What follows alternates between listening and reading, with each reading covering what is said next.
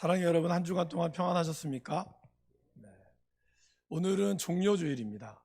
종려주일은 2000년 전 예수님께서 예루살렘에 입성하실 때 사람들이 종려나무 가지를 베어서 길에다가 펴며 왕이신 예수님을 맞이했습니다.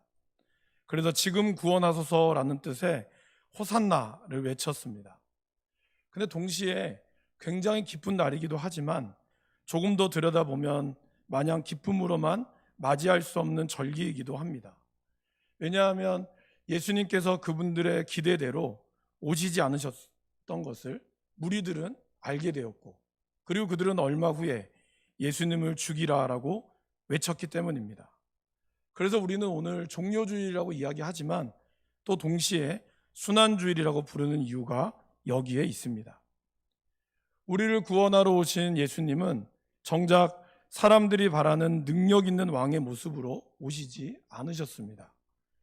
예수님은 다윗과 같은 모습의 메시아가 아니라 초라하고 볼품없고 고난받고 결국에는 죽임을 당하는 종의 모습으로 오셨기 때문입니다. 그리고 이러한 예수님의 종의 모습은 이미 하나님께서 우리를 통하여 말씀하고 계셨습니다. 하나님께서는 이 창세 때로부터 예수님의 탄생을 예고하셨고 모세와 선지자들을 통하여 계속해서 말씀해 주셨습니다. 그리고 오늘 우리가 읽은 이 2800년 전 이사야 선지자를 통하여 우리를 구원할 메시아의 모습을 보여주셨습니다. 오늘 우리가 읽은 말씀은 이 종의 노래라고 부르는 이사야 선지자의 총 4번에 걸친 노래 중에 3번째, 이 호산나 종려주일에 우리가 함께 읽는 말씀이기도 합니다. 3번째 이 종의 노래의 모습은 예수님께서 이 땅에서 어떻게 사역하셨고 어떠한 모습으로 오셨는지를 말씀하고 있습니다. 오늘 말씀을 통해서 보여주시는 이 종의 특징은 어떤 것인지를 저와 여러분들이 함께 살펴보고, 그리고 우리도 우리를 위하여 오신 그 예수님의 모습으로 저와 여러분들 걸어갈 수 있기를 간절히 바랍니다. 첫 번째, 예수님 이 종의 모습은 학자들의 혀를 가지고 주 여호와께 받았습니다. 학자들은 하나님께 가르침을 먼저 받은 자들이다라는 뜻입니다. 학자라고 생각하면 우리가 누군가를 가르친다라고 표현하지만 오늘 여기서 나오는 이 학자라고 하는 원래의 뜻은 배운다라는 뜻이 있습니다. 사실 여러분, 우리가 학자라고 하면 남을 가르친다라는 뜻도 있지만 그 안에는 배운다라는 의미도 같이 담겨져 있습니다. 그래서 종은 바로 주인의 가르침을 받고 그 주인의 가르침을 따라 전하는 자들이다라고 말할 수 있습니다. 그렇다면 이들이 학자들의 혀를 받아서 무엇을 하였습니까?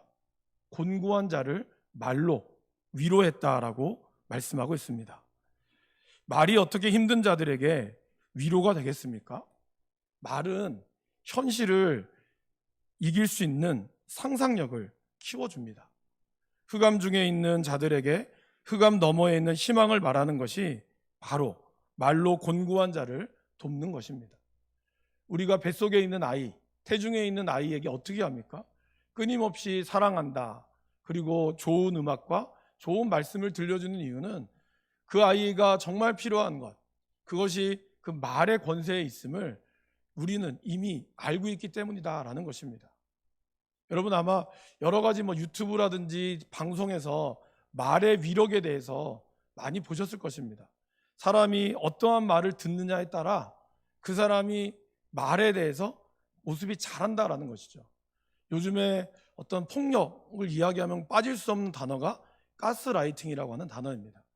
그 단어는 무엇이죠, 여러분? 계속해서 말로 그 사람을 이렇게 만들어가는 것이죠. 그러면 사람이라는 존재가 참 희한해서 처음에는 그 말을 들으면 무시합니다. 말도 안 되는 소리 한다고. 그런데 계속해서 들으면 어떻죠? 그것이 정말 그런가? 그렇게 생각하고 그것으로 인해 자기 자신이 자기도 모르게 그것이 맞다라고 생각해지는, 합당하게 여겨지도록 간다라는 것입니다. 이처럼 말의 위력은 정말 무섭고 또 힘이 있다라는 것입니다. 그러기에 오늘 말씀에서는 바로 이 말이, 그러한 위로의 말과 그런 말의 능력을 우리에게 말씀하고 있습니다. 곤고한 이들은 살 소망이 끊어진 자들이다 랍니다. 그냥 단순히 힘든 것이 아니라 더 이상 희망이 없고 자포자기한 이들에게 과연 어떤 것이 필요할까요? 물론 어떤 분들은 지금 당장 먹고 살 것이 없는 사람에게 먹을 거를 주는 것이 맞다라고 이야기합니다. 네, 맞습니다. 그것이 틀렸다고 말씀하는 것이 아닙니다. 그러나 우리가 하나님의 말씀 가운데 있는 위로함이 없이 그냥 도와주는 것에는 늘 언제나 한계가 있고, 그리고 그 안에는 생명력이 없다라는 것입니다.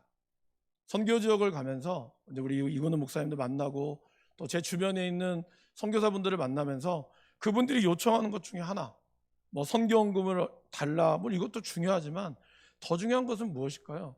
기도가 필요하다라는 거예요. 그리고 그 선교 지역에서 그렇게 이야기하셨어요. 선교 지역에서 돈만 있으면 정말 우리가 왔을 때 한 번에 200명, 300명, 1000명까지 모이게 하는 것도 어렵지 않다는 겁니다. 경제적으로 어려운 사람들에게 빵 줍니다, 뭘 줍니다 하면 다 몰린다는 거예요. 그래서 우리가 선교 지역에 갔을 때 그런 대규모의 집회를 우리가 보죠. 그러면 선교하는 분들이 가끔 착각할 때가 있어요. 그렇게 하면 정말 많이 와서 정말 역사가 일어나는구나. 물론 많은 사람들이 와서 한 번의 말씀을 듣는 것도 선교의 전략 중에 분명히 한 가지입니다. 그러나 우리가 그리스도의 제자로 세우기 위해서는 무엇이 필요할까요? 한 사람 한 사람이 진정으로 예수님의 제자가 되기 위해서 매일매일의 인격적인 만남을 위해 하나님의 말씀을 지속적으로 전하는 것. 그것이 들어갈 때 정말 그 사람이 위로받고 하나님의 말씀으로 세워진다라는 것을 우리가 기억해야 됩니다. 그 이유는 바로 하나님께서 주시는 이 말의 힘, 우리에게 주시는 이 말의 힘이 있기 때문입니다. 이렇게 사람을 살리는 말에 생명력을 담기 위해서는 무엇이 필요할까요? 오늘 4절 말씀해 보시면 아침마다 깨우치시되 나의 귀를 깨우치사 학자들 같이 알아듣게 하셨다라고 말씀하고 계십니다. 사람을 살리는 일에는 무엇보다 아침마다 매일마다 말씀의 가르침을 받을 때 그 말씀이 생명력이 있게 된다라고 말씀하고 있습니다.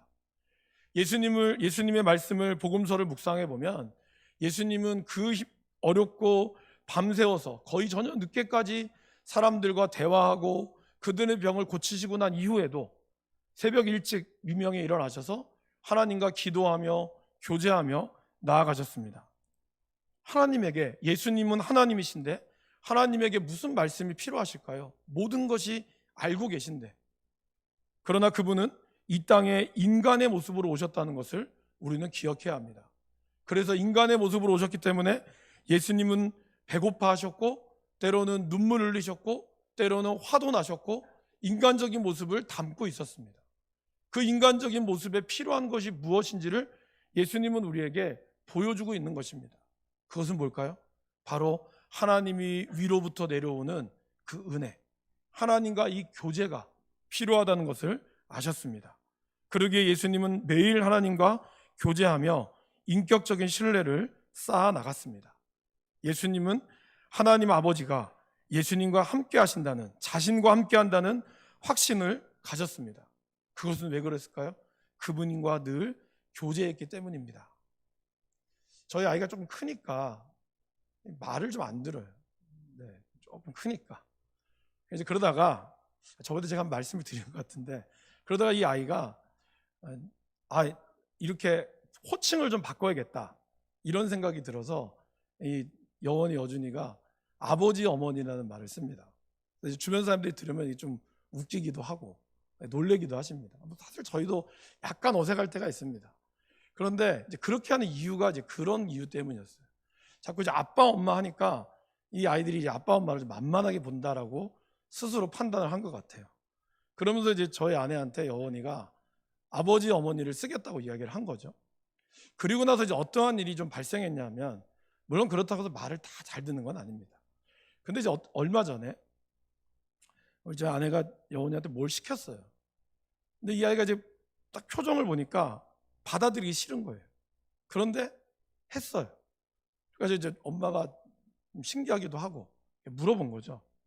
그런 얘기를 하더라고요. 싫지만 어머니 아버지가 나한테 나쁜 거를 시키지는 않는다는 것이 믿는다. 믿기 때문에 내가 그거를 합니다. 라는 말을 들었어요. 제가 그 말을 듣고 참 은혜를 받았습니다. 우리 아이에서가 아니라 우리가 하나님과의 관계도 우리가 순종한다는 것도 그렇지 않을까라는 생각이 들었습니다. 여러분, 예수님도 모든 것이 다 마음에 들어서 하나님 뜻에 순종한 것이 아니었습니다. 그분의 기도에 보면 나오잖아요. 아버지, 할만하시거든 이 잔을 내게서 옮겨달라고. 그것이 인간적인 예수님의 솔직한 마음이었습니다. 죽기를 좋아하는 사람이 누가 있겠습니까? 채찍맞고 고난당하는 것을 좋아하는 사람이 누가 있겠습니까? 그럼에도 불구하고 그것을 하는 이유는 바로 아버지와 아들과의 신뢰관계, 그분을 통하여 이루어지는 이 신뢰관계를 예수님은 믿었기 때문입니다. 그러기에 그분은 내 뜻대로 마옵시고 아버지의 원대로 하옵소서라고 말씀할 수 있었다라는 것입니다. 그리고 그 근원은 바로 하나님과 예수님과의 사이에 늘 인격적인 만남이 있었기 때문에 그렇다라는 것입니다. 예수님은 요한복음 8장 29절에 이렇게 말씀합니다. 여러분, 화면을 통해서 같이 한번 이 말씀을 읽어보실까요? 나를 보내신 이가 나와 함께 하시도다. 나는 항상 그가 기뻐하는 일을 행함으로 나를 혼자 두지 아니하셨느니라. 예수님은 혼자 두지 아니하시는 이유를 분명히 알고 있었습니다. 왜? 내가 항상 하나님이 기뻐하신 일을 행하기 때문이었다라는 것입니다. 그래서 예수님의 말씀은 권세가 있으셨습니다.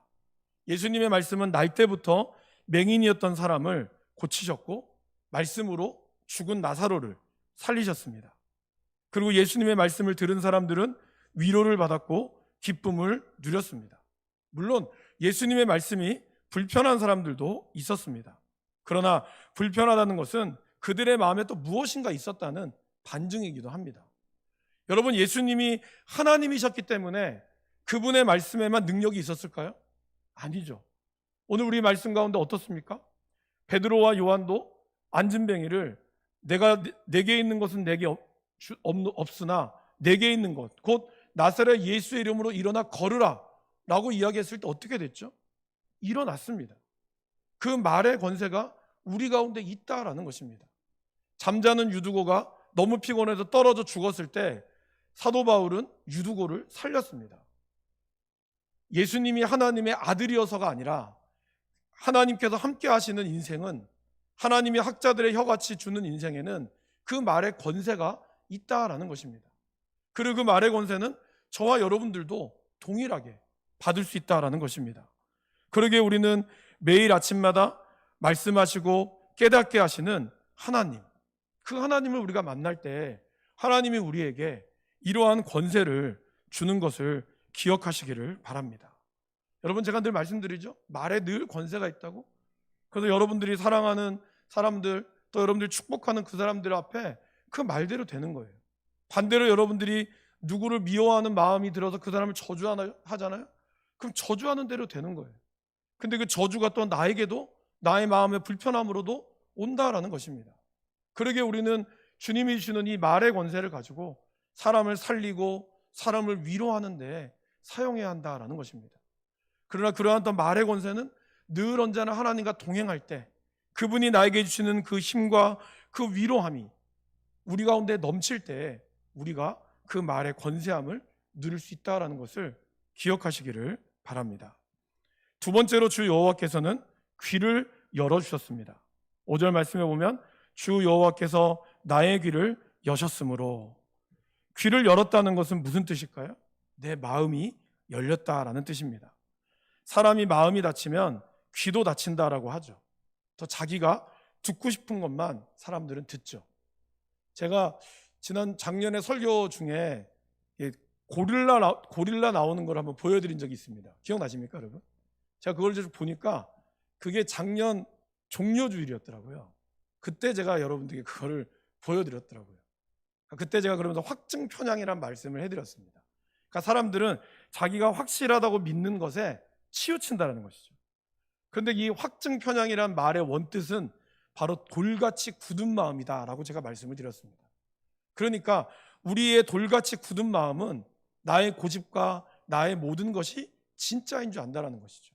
그러다 보면 우리의 귀는 닫힐 수밖에 없습니다. 아니, 정확하게 얘기하면 내가 듣고 싶은 것에만 열릴 수밖에 없다라는 것이죠. 오늘 이스라엘 백성들은 예수님을 왕으로 모셨습니다. 그러나 그들이 생각하는 왕의 모습과 예수님이 들어오는 왕의 모습은 너무나 달랐어요. 다르다 보니 보여지는 결과는 왕이었으나 그 과정들 속에 그들은 하나님을, 예수님을 인정하지 않았다라는 것입니다. 왜 그랬을까요? 귀가 열리지 않았기 때문입니다. 예수님은 그분의 귀가 열렸고 그러기에 하나님의 뜻을 이해했고 받아들였습니다. 그러기에 그는 어떻게 사셨습니까? 5절 하반절에 보면 내가 거역하지도 아니하며 뒤로 물러가지도 아니하며 나를 때리는 자들에게 내 등을 맡기며 나의 수염을 뽑는 자들에게 나의 뺨을 맡기며 모욕과 침뱉음을 당하여도 내 얼굴을 가리지 아니하였느니라. 예수님도 인간이었기 때문에 피하고 싶은 일, 하기 싫은 일이 있었지만 그러나 그분은 순종하였습니다. 오늘 예수님은 왕으로 입성하셨습니다. 자신이 죽을 것을 알고 계셨습니다. 왕으로 왔다가 갑자기 기습을 당한 것이 아니었습니다. 제사장들과 바리새인들은 밤에 몰래 흉계를 끄면서 예수님을 죽이려고 새벽에 모든 재판들을 일사천리로 진행했습니다. 그러나 예수님은 이 모든 것을 알고 계셨습니다. 심지어는 베드로가 말고의 귀를 자르며 칼을 들고 나아갈 때도 예수님은 뭐라고 하셨습니까? 내가 12군단이 되는 천사를 불러서 이들을 멸할 능력이 없겠느냐? 예수님은 하실 수 있다라고 말씀하십니다. 그러나 예수님은 그렇게 하지 않으셨습니다. 왜요? 아버지의 뜻을 알고 있었기 때문입니다. 교회를 다니시는 분들 중에 예수님께서 구원자라고 하시면서 또 교회를 다니지 않으신 분들도 아마 그렇게 생각하실 분들이 있을 거라고 생각합니다. 아니, 그분이 구원자고 그분이 그렇게 능력이 있다면 왜 이렇게 별것도 아닌 수모를 당해야 합니까? 이거는 가짜가 아닙니까? 그분들이 생각하는 능력 있는 왕, 우리가 생각하는 능력 있는 왕도 아마 그렇지 않을까라고 생각합니다. 사실 그러한 이해 안 되는 것은 당연할 수 있다라고도 생각합니다. 왜냐하면 예수님의 제자들도 예수님과 함께 다니면서 주님이 그렇게 이야기했을 때 도저히 이해를 못했거든요. 그리고 예수님의 자녀 동생들도 예수님께 그렇게 이야기하죠. 당신이 왕이시면 그 명절에 올라가서 당신이 왕임을 제발 증거해 보십시오. 그러니까 예수님과 함께 했던 가족들도, 가장 친했던 제자들도 예수님의 이러한 모습을 도저히 이해할 수 없었는데, 하물며 지금 우리 시대에 예수님의 그러한 모습이 이해가 되지 않는 것은 어떻게 보면 당연할 수도 있습니다. 그래서 그건 왜 그럴까요? 바로 우리의 귀가 열리지 않았기 때문입니다. 귀가 열리지 않으니 순종할 수가 없습니다. 그러기에 저와 여러분들에게 순종을 강요하기 이전에, 우리가 순종을 하기 이전에 무엇이 더 중요할까요? 말씀을 들어야 합니다. 우리가 말씀을 들으려고 해야 한다라는 것이죠. 믿음은 어디서 납니까? 들음에서 납니다. 그리고 이 들음은 그리스도의 말씀으로 시작합니다. 말씀이 들리고 말씀 앞에 순종하면 나의 삶에, 예수님의 삶에 이해되어지지 않는 고난과 삶의 문제들이 이해되어질 것입니다. 그리고 그것들이 열리게 되어진다라는 것입니다. 사도 바울도 다메섹 도상에서 예수님을 만나고 그의 귀가 열렸습니다. 우리의 귀가 열려 아버지의 뜻을 헤아리고 순종함으로 주의 구원의 은총, 여러분 가운데 이끄시는 하나님의 그 신비를 여러분들이 경험할 수 있기를 간절히 바랍니다. 마지막 세 번째로, 주 여호와께서 도우심으로 예수님과 당당할 수 있었습니다. 오늘 7절 말씀해 보시면 주 여호와께서 나를 도우심으로 내가 부끄러워하지 아니하고 내 얼굴을 부싯돌같이 굳게 하였으므로 내가 수치를 당하지 아니할 줄 아노라. 사실 예수님은 이 6절에 나오는 내 등을 맡기며 나의 수염을 뽑는 자들에게 나의 뺨을 맡기는 이 모든 일들은 실제로 빌라도의 법정 앞에서 이루어졌습니다. 예수님은 자신의 옷이 찢김을 당하였고 그 머리에는 가시멀리관을 쓰면서 그리고 그를 침뱉으며 때리며 네가 그렇게 왕이고 네가 그렇게 선지자면 누가 때렸는지 맞춰봐라. 그렇게 예수님을 모욕하고 그리고 수치를 주었습니다. 그러나 예수님은 그 수치 가운데서도 오히려 잠잠히 아무 말 하지 않으셨고, 빌라도가 묻잖아요. 네가 왕이냐? 그럴 때 그렇다라고 당당하게 이야기했습니다. 그 이유는 뭘까요? 바로 주 여호와께서, 하나님 아버지께서 나를 도우심을 확신했기 때문이다라는 것입니다. 사도 바울이 다메섹 도상에서 예수님을 만나고 입이 열리고 귀가 열리고 눈이 띄어졌습니다. 그러면서 그는 새로운 세상을 보았습니다. 여러분, 사도 바울은 그 예수님을 만나기 전까지는 어떻습니까? 무서울 곳이 없었어요. 그는 가말리엘 학파의 바리새인 중에 최고의 바리새인의 학파에 있었고, 그는 또한 태어날 때부터 로마 시민권을 가지고 있는 사람이었습니다. 어쩌면 이 땅에서 그는 거칠 것 없이 살인 면허를 당연히 들고 있는 사람이었고, 그래서 스데반을 죽였을 때도 그는 어떠한 죄책감도 없이 당연히 내가 해야 할 일을 했다라고 그는 생각을 했습니다. 그러나 그가 예수님을 만나고 나서 그의 삶은 완전히 바뀌었습니다. 그리고 그의 눈은 띄어졌지만, 그러나 그것이 우리가 생각하는 만사형통의 삶이 아니었습니다. 오히려 예수님으로 인해 환난과 세상의 압박은 더 심해졌습니다. 그는 예수 그리스도와 함께 영광을 받기 위하여 고난도 함께 받아야 한다는 이 귀한 신비를 깨닫게 되었습니다. 그리고 그는 로마서 5장에서 환난은 인내를, 인내는 인격을, 연단이라고 나와 있죠. 그리고 인격은 소망을 이루는 줄을 알게 되었습니다.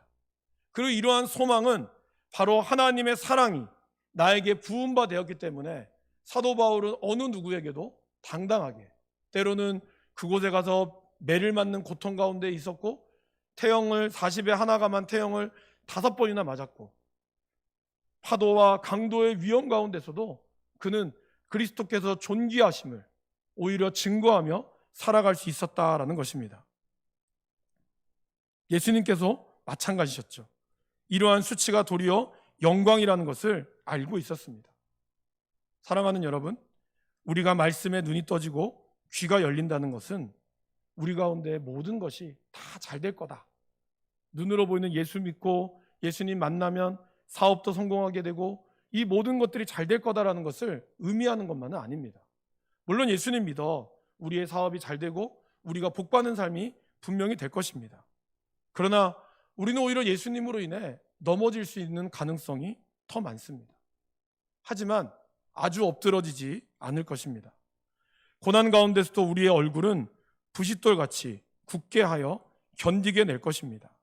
예수님께서 수염이 뽑히고 등을 맞고 침뱉음과 벌거벗음을 당하고 채찍에 맞으셨지만 당당하셨던 이유는 바로 하나님의 도우심을 알았고 이러한 영적 자신감이 그분에게 있었기 때문입니다. 저는 저와 여러분들에게 이러한 영적 자신감이 있기를 원합니다. 우리가 가난하고 병들고 또 때로는 세상에서 버림받고 근거 없는 모함을 당할 수 있지만, 그러나 8절과 9절 말씀에 우리 같이 한번 화면에서 8절과 9절 상반절까지 한번 읽어보실까요? 나를 의롭다 하시는 이가 가까이 계시니 나와 다툴 자가 누구냐? 나와 함께 설지어다. 나의 대적이 누구냐? 내게 가까이 나아올지어다. 보라, 주 여호와께서 나를 도우시리니 나를 정죄할 자가 누구냐? 이러한 자신감을 가질 수 있기를 바랍니다. 오늘 여러분들에게 또 아마 찬양대는 못 받으셨을 것 같은데요, 여러분들에게 이러한 책자를 이제 곧 나가실 때 받으시든지 제가 챙겨드릴 겁니다. 이번 고난주간에 여러분들과 함께 받으셨습니까? 고난주간에 함께 나눌 또 책 내용이기도 합니다. 여러분, 여기에 나눠드린 이 믿음의 선배님들은 일제치하와 6.25 격변 속에 예수님을 믿는다는 이유로 일본뿐만이 아니라 심지어 동포들에게 엄청난 박해와 고초를 당했습니다. 특별히 오늘 주일에 나오는 이 길선주 목사님은 최초의 한국교회 목사님이셨으며 또한 새벽기도의 시작이라고 하는 목사님이셨습니다. 그러나 그분은 굉장히 자신의 교만함에 대해서 철저하게 회개했고, 사실 그분의 내용을 보면 다른 사람들이 회개 운동에는 뭐 축척과 이런 도박, 이런 어떤 술, 온갖 이런 바람 피고 이런 것들 앞에 회개했어요. 근데 이분은, 그분의 회개의 내용은 다른 사람을 미워한 죄, 우리 다 그렇게 하잖아요. 우리 모두 다 그런 연약한 부분이 있는 것조차도 이분은 그거를 통회하고 자복하는 마음으로 아버지 앞에 회개했다는 거죠. 놀랍게도 그 회개의 시작이 1907년에 장대현 교회 부흥의 시작이었다는 것입니다. 그러면서 그들은 당당했습니다.